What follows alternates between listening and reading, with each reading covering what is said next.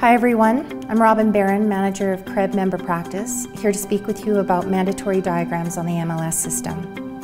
RMS is here to stay, and whether we agree with the principles or not, at the very least it's a standard that helps us work towards data integrity.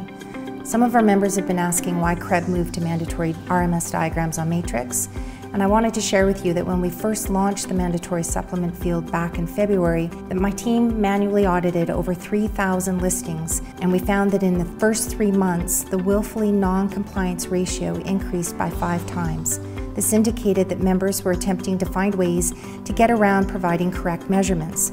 With this non-compliance trend moving in the wrong direction, the Board of Directors decided the best course of action was to make diagrams an additional RMS supplement upload requirement, which came into effect on October 1st, 2018. The purpose of this diagram was to support the enforcement of accurate residential measurement standards in the MLS system, and it provided members with line of sight to the correct measurements on file, providing increased confidence and database integrity. Additionally, it provides broker and associate support, which assists in reducing the potential measurement liabilities that could come up in the future. Some realtors are doing a great job and some are not, and here are a few examples of what the member practice team has been encountering. The first example is on a dental form. So here we're to believe that there's a member sitting in a dental office that's decided to write down their measurements for the property. The dimensions don't actually add up, the drawing measurements that are provided are inaccurate, and the listing is off by approximately 880 square feet.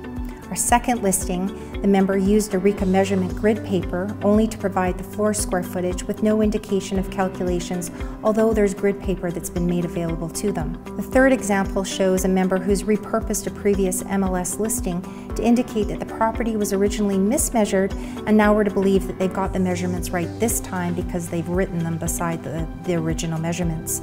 And then we've got, for the fourth one, it's my all-time favorite, measurements which have been ordered suggesting that the input on the MLS system is simply a guess because it couldn't possibly have been measured before this upload. These examples demonstrate a lack of professionalism and decreases confidence in the measurements provided. However, not all of our RMS supplements look like this. Some of our realtors are doing a great job. In these examples, we can see that some realtors are truly out there measuring their properties. Our thoughts here at CREB and those of boards across the province are, if you can't draw it, how can you measure it? So on October 1st, measurement diagrams became mandatory, and as such, we've got measurement calculations and relevant notes that must be provided, a diagram of the property with the RMS dimensions, the property address, the associate's name, and the date. The property diagram must have the measurement data on the diagram necessary to calculate total size and must align with RECA's third and fourth RMS principle for detached and attached properties. A final point to make is that realtors still have the option to hire a measurement company if they're too busy or unable to draw it themselves. Now that we're 3 weeks into the mandatory diagrams, I'd like to highlight where we're at with the compliance in our MLS system. Currently, our member practice team has audited 2,100 listings. Of those, 90% are compliant, indicating a great pickup by our membership. 76% have been professionally measured, also indicating that 24% of our members are measuring their own properties. Overall, CREB is impressed with the 90% compliance ratio, and this speaks to the professionalism of our members. On a final note, we're here to assist you, and I'd like to encourage you to contact our department at any time if you have any questions or if you require any additional support uploading your supplements. We look forward to speaking with you.